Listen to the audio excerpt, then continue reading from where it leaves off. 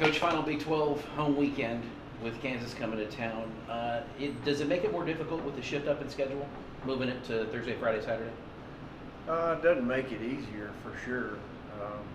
Anytime the week's shorter, pitchers get one less day of rest, and kind of takes guys out of their normal routine as far as just what they do during the week, as far as lifting and all that stuff. But really, at this point in the year, you've probably managed some of that, and the guys are excited about playing. But we're never really.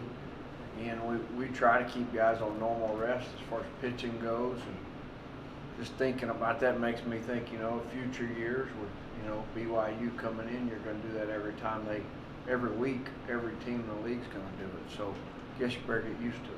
So would you expect everybody to move up one day on the rotation for this weekend? Yeah, I would think so. Timberlane on Thursday, Parrish on Friday, and Most likely Petty. I hadn't really settled on it, Petty or Tabor, one of those two guys, or kind of see where you're at in the weekend too, with the tournament coming. even though you lost 2 games up there, you moved up about 10 spots in the RPI up to about 40 or 41. How do you feel about where you're sitting now? Well, as far as RPI goes, again, I think you can spend a lot of time on that. I mean, I feel like when you go out today and practice and get good work in and get a little bit better and get sharper, and get the guys ready to play this weekend. I know Kansas is going to be excited about coming in here to play. And, big picture, RPI, postseason, and all that stuff. Again, you need to go play good baseball. Play what's right in front of you, and win the day in front of you, and let the chips fall, really, as far as all that goes. What's it say about the conference that I think you guys could finish anywhere from 2nd to 8th, depending on what happens this weekend? Yeah, I hadn't really looked at that. I do think the conference is really good top to bottom from a standpoint of looking at records and, against top 50 teams and all those things. And against good teams, our conference, I'm pretty sure, has held their own. And scheduling and all that stuff is always a challenge. I mean, I think somebody said the other day, it might have been Matt, I think we had 10 teams on our schedule that last year were in postseason. And sometimes some things are out of your control. And but as far as that goes, I think the league's always been good top to bottom. I think that pretty much says the same thing. What do you expect to see from Kansas this weekend offensively? Kind of getting there as far as that goes. Know they've played better as of late. No, there you go. I'm trying. The limitations you guys have scholarship-wise in the news that came out yesterday about the NIL. Yeah. How much can every little bit help you guys in recruiting? Yeah, I mean, you're dealing with 11.7 scholarships, and you're dealing with, a 40-man roster pretty much. And, out of the 500,000 kids that play high school baseball, 50,000 of them go on and play Division I baseball. And, you're taking a small sample of kids that, there's 40 here that'll be taken care of pretty well from the standpoint of, what the Matador Club's doing for our guys. And I think you got a few other places across the country that are trying to attack it the same way. But, you're probably talking about in the 1 percentile, across the country. I mean, I would think there's probably not more, just off the top of my head, if it's more than 5 that have a collective in college baseball, it's probably 3 more than I would think, really, at this time. And so, it's definitely puts things in perspective from a standpoint of we're still definitely still trying to teach guys the value of their education. I think this is going to allow guys too to make some decisions, as juniors, instead of, just signing just to sign. Hey, I'm going to go back to school. And, it's not, it's very doable to go back to school for them, if that's the way to say it. And it's going to give some guys a chance to kind of bet on themselves a little bit. How much might it help on the front end from a recruiting standpoint? Again, like I said, I mean, okay, you take 500,000 high school baseball players in the United States, and then you go outside the United States, there's even more. You know, somebody does their research and they says, hey, Lubbock, Texas, if you're good enough to play and you're good enough to earn a right to get on the team, you know, you got a chance to obviously, you know, do what, you know, the Ron Polks of the world and Ron Frazier's and Skip Bertman's and all those guys talked about for years is, you know, trying to get our sport to where guys are taken care of, you know, off the field, and that's what this is going to allow us to do. Talking about the other schools, are you aware of what specific programs have team-wide NIL deals or significant NIL You know, deals? I have speculation. I don't have facts on it. So, again, like I've never, I mean, there's one that I got a pretty good idea of, but I don't have facts. I mean, obviously I wouldn't have facts. I mean, anything I hear would be hearsay. You mentioned Petty. I know he didn't go deep in that finale, but what did you like from him that kind of trends Yeah. towards him starting? Yeah, he's throwing the ball good. He's commanding the fastball, commanding the breaking ball, mixing in a changeup. He's seems to be competing pitch to pitch better, and seems to be staying present better.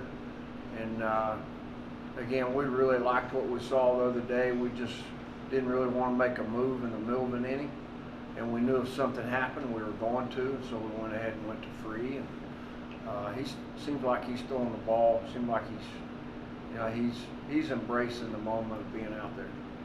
Coach, talk on your bullpen in general. In general, in the bullpen, obviously, you know, got a lot of arms down there. We got a lot of belief in still, and those guys, we've run them out there. Anytime, you know, in a college baseball season, you got an opportunity to keep running guys out there. They got a chance to get better. Really thought Girton last week, the opportunity to throw twice during the week really helped him. Thought he was a lot better. On Saturday when he threw, obviously, you know, you'd like to get all those other guys going when you start talking about Free and, you know, and Beckel threw the ball good. Obviously, you know, without him on Friday, that game would have been really tough. And but you'd like to get all those guys going where when you give them the ball, you kind of know what you're getting. And again, like I think we've ran them out there enough for them to have the opportunity to find some rhythm and timing. And you know, Coombs was good one time last weekend. And again, so I think there's plenty of arms down there. And the one thing that, you know, we've always done is we've always believed in guys, and you know, we're going to trust them to go do what they've always done. Seems like for obvious reasons you have used Beckel as a multi-inning guy pretty much, at least 2 innings or more. Would there ever be a situation where on Friday you only use him for 1 inning and where you would bring him back on Sunday, or do you feel like you just don't want to pitch him more than 1 game a week or 1 game by weekend? So that's really dictated by how many pitches he throws the first time he throws, and then it's dictated on what day he throws. And so Friday and Sunday works good. You know, obviously 15 to 30 pitches works good if it's every day. And ideally you could do that. Last Friday when we did it, we pretty much just said, you know, let's go to him. It's a close game. And instead of looking back going, hey, you didn't probably go to your best guy. We just went to him, and then he's throwing the ball good enough. You're like, it became a point where you go, okay, he's burnt for the weekend, like what you just said. Let's stay with him. With this being the final regular season weekend, where has your team improved most since the beginning of the year? That's interesting. Interesting thought. I mean, it's you know, it's really interesting because there's always ups and downs in a college baseball season. You're also asking me coming off 2 losses. I do think they've done a good job of showing up throughout the year and preparing and working and doing what it takes to be ready to play. You our two-strike hitting, I think through the year, I think our guys have felt like they've been a tough out and been able to extend at bats through the year. And you'd like to say, obviously, in all phases, you've gotten a little better. That's what you'd like to say. I think our defensive numbers are better than they look. I hadn't gone back and looked at it. There'll be a time for this, but we made a lot of errors early on trying to pick offs and back picks and things that made the scoreboard look ugly, but it's just things you have to try, to try to slow people down. But to answer your question, to me, would probably be just the ability to extend at bats, and it would probably be the main thing, I would say. Coach, kind of going back to Saturday, Trenton Parrish gets hit up a little bit, hit hard with the fastball. He can't really spot it up that well, it didn't seem like to me. How do you get a guy to go back out there and put up a good start on Saturday or Friday night for you? Yeah, it was a big surprise. I mean, you look back over his last few starts, he's given us a few innings, 4 or 5 innings, 6 innings. And that was a little bit of a surprise last Saturday. Obviously, you throw your bullpens during the week and you try to build confidence. And you try to take care of, obviously, the pitch to pitch, which would be the mental side of it, and just make sure you're just trying to execute that pitch in that moment, which is a lot easier said than done sometimes. And so there's 2 sides of it. There's the physical in the bullpen, and obviously there's the mental side of it. And just got to get it to him go back where he has confidence and he's pitching and he's trusting the stuff. Good observation, though. Off the computer, especially, it's a good observation. Bert said a moment ago y'all are honoring 6 seniors on Saturday. Yeah. I don't have the roster in front of me. Can you talk about, reminding us those 6 and kind of talk about what they meant? Yeah, again, I'm going to leave somebody out, so you're talking, again, I'll just keep it in general as far as all those guys. I mean, you start talking about Bulatich and Coleman and Crowley and Blessy,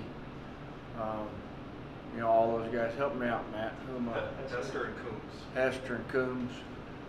Hester's obviously been a guy we've hit at the top of the order the whole year. He's kind of been, to me, what you want an older guy to do. He's shown some younger guys how to go in there and have tough at-bats and team at-bats and how to win pitches and how to maybe set it up for guys behind him. And Coombs has been a great surprise to me the whole spring. I mean, really, we didn't know what his role was going to be going into it. His role ended up becoming very important, middle of an inning guy to come in and get us out of an inning. Obviously, Blessy threw 6 innings opening day or opening weekend. And he's thrown maybe the equivalent of maybe an inning since, and that's, this team's obviously overcome a little bit of that, when it relates to, you're sitting there and you're going, I think we all probably thought he's our best guy going into it as far as starting pitcher. That's been interesting, it's, and I told him last week, I mean, I went back and I was looking back at, I guess, that weekend, I think it was against Gonzaga, and I was like, man, let's get that guy going again. Just, even for 2 or 3 innings. That'd be really huge for this team right now to be able to give the ball to a guy and kind of know, that he can go throw some zeros up. Ty Coleman's been a great teammate since the day he got here.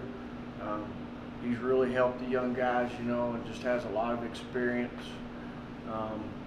Just being around the ballpark and all those things. And what you hope, though, is really, what is it? It's mid-May. Is that accurate? May? Yeah, it's mid to 3rd week in May. And what you're hoping is in a month, we're really talking about how, those guys impacted our program and what they did to help lead us down the stretch and help us win some games. That's what you're shooting for. I mean, one thing about this roster and the staff and all of us is we've really, it's never been about just getting in a regional. It's been about it's always been about winning the last game. You know, putting yourself in a position to do that. I do think this team could get hot, and those guys would be a big part of that. Is there any, talking about Mo again for a moment, do you see any correlation or similarity with, I mean, him and Jacob DeGrom, two guys who throw 100, and, you know, DeGrom has already had to come out of 2 games early with the Rangers and been on the IL. Was Yeah. Mo kind of like that, or it's just, Yeah, well, but Jacob DeGrom pitched through college, and Jacob DeGrom made it through the minor leagues. shortstop a lot of Yeah, but he also made it through the minor leagues and made it to the big leagues and was an established starter in the big leagues. I mean, you know, so, no, I don't really think there's much comparison. Could there be in the future? You'd like to hope, you know, you'd like to think that. I do think there's the day we saw him against Gonzaga, you could maybe draw comparisons because of the closeness of the fastball, yeah. but not the pitchability and not the wipeout breaking. I was talking about more just how both guys have been kind of vulnerable to. Yeah, yeah, I Because mean, 100, and but Yeah. from 1 week to the next, you're never sure about their availability. yeah, and I hadn't followed DeGrom enough to really compare them. I mean, as far as Bo goes, it's again like he's battled things throughout his college career. And we're trying to get him to a point where at the end he's got a chance to go pitch and he's still healthy. And right now he's finally getting a spot where I think he's got confidence and feels like he is healthy, ready to go. Stay on the seniors for just a moment. When we talked back in February, I thought you indicated that you might do something for Jake Dukart. Did y'all consider that, or? Absolutely. We've talked about it. Haven't talked. This has been a short week. Hadn't talked about it this week, but we plan on doing something. I mean, it's. I think he was a big part of this thing through the fall. I really do. I think he really led some guys and did a really good job. And at the same time, you can look at it 2 ways. You go, man, you really missed him. You can also go, man, it's allowed some young guys to play, you know, and be in there every day. So, Anything else for Coach? We'll let him go today. all good. Thanks, Coach. Appreciate it. Thank you. Thank you. Yeah.